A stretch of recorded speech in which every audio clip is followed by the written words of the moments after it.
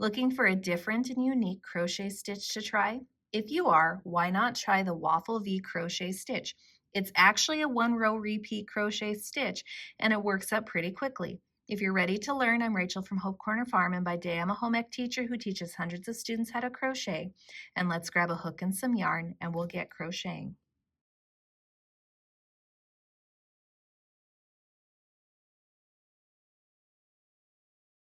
Before we get started, make sure you subscribe to my channel, hit the bell so you get notifications of when I post new videos, and don't forget to give me some feedback on this video.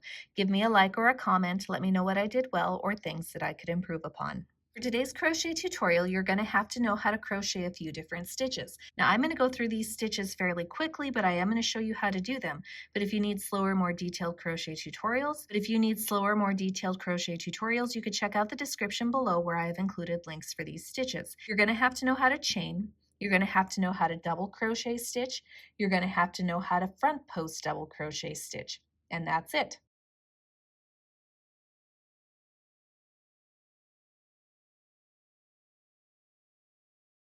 For today's crochet tutorial, I'm going to use a size J 6.0 millimeter crochet hook, as well as some size 4 medium weight yarn in this teal color. You can use whatever works best for you. You also might need a pair of scissors, as well as a yarn needle for the end of your project. Today's crochet tutorial is written using US crochet terms.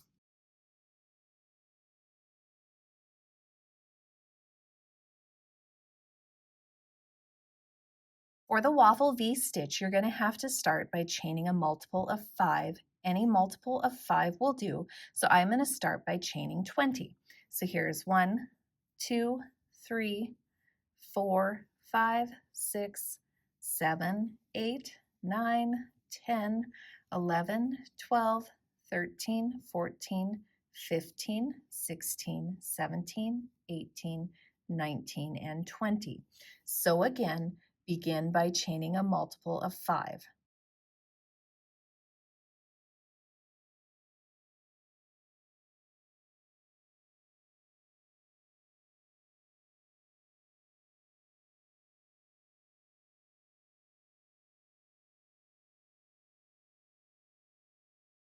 For row 1, we're going to start by working into the 6th chain from the crochet hook. So 1, 2, 3, 4, 5, and 6. I personally am going to work into the back bump of the chain, but you can work into the chain however works best for you.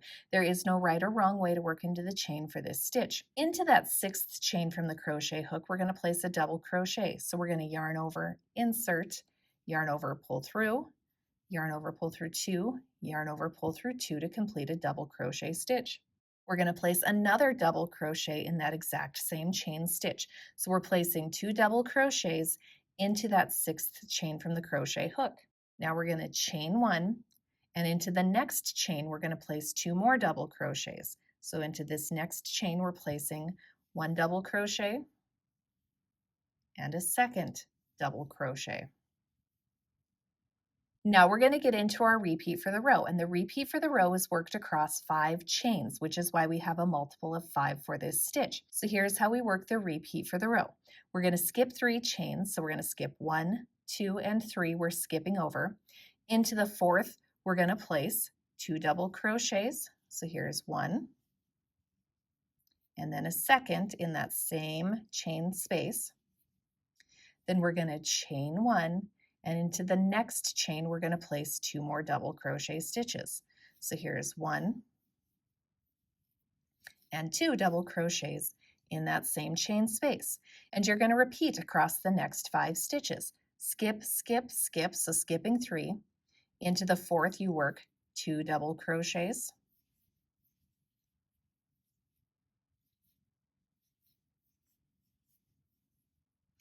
you chain 1, and then you go into the next chain. So we've gone here, now we're going here, and place 2 more double crochets in the next chain.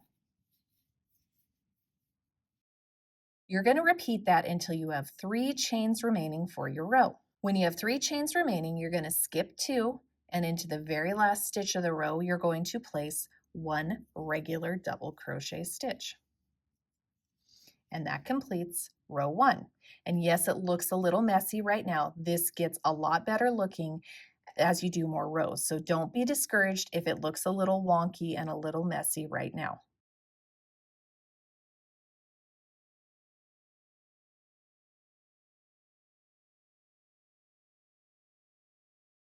For row 2, we're going to start by chaining 2 and then turning our work.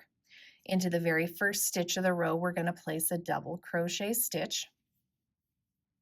And now we're going to get into our repeat for the row. And the repeat for the row is worked across these 2 sets of double crochets with the chain 1 here. So what we're going to do is we're going to skip this first double crochet, and around the second one, we're going to work a front post double crochet. So we yarn over, go down, behind, pop up, isolating just that double crochet we're wanting to work around, yarn over, pull around that double crochet, yarn over, pull through 2, yarn over, pull through 2.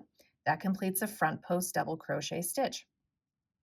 Into the chain 1 gap from the previous row, we're now going to work a double crochet, chain 1, and then another double crochet into that chain 1 space from the previous row.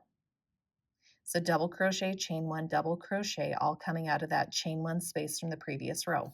Now to finish the repeat, we're going to front post double crochet around this double crochet right here.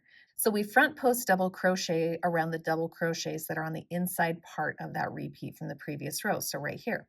So just like before, we yarn over, go down, behind, pop up, yarn over, pull around, yarn over, pull through 2, yarn over, pull through 2, and that completes the repeat for the row.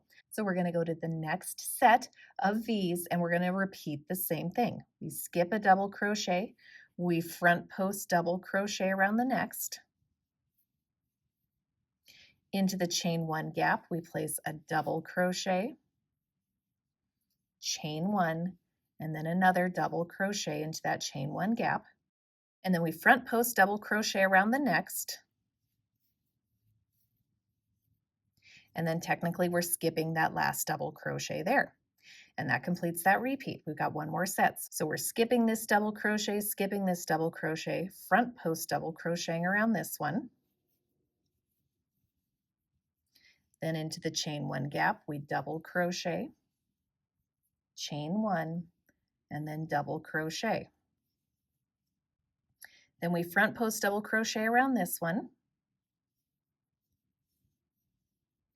After completing this front post double crochet, we skip this double crochet and we end the row by working into these skipped chains from the previous row. So these are the skipped chains from row 1, and into this space right here, so not the top one, into this one right here, we're going to work a double crochet stitch. So we're going right here.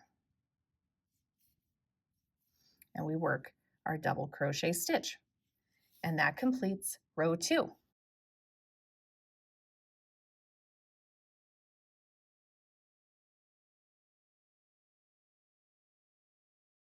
For row 3, we're going to start by chaining 2 and then turning our work.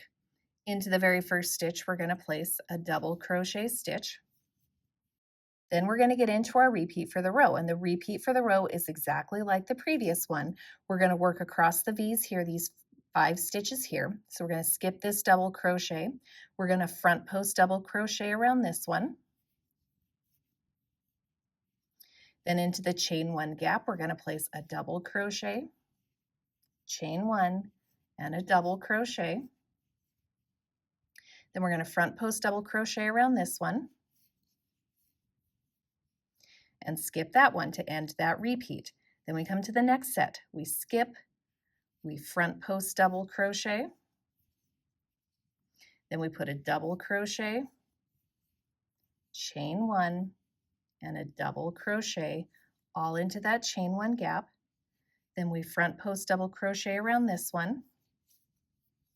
After completing that front post double crochet, you skip this one to end that repeat. Then we start the next set's repeat. We skip, we front post double crochet, then we place a double crochet, chain 1, and a double crochet all in that chain 1 gap from the previous row.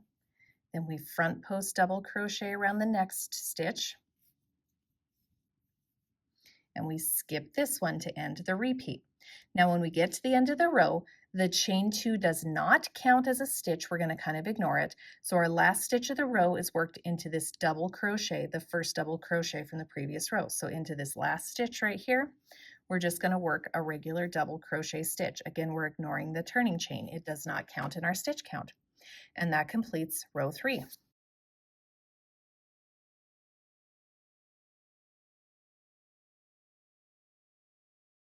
For the remainder of your project using the Waffle V Stitch, you're going to simply keep repeating row 3. It is now a 1-row repeat crochet stitch.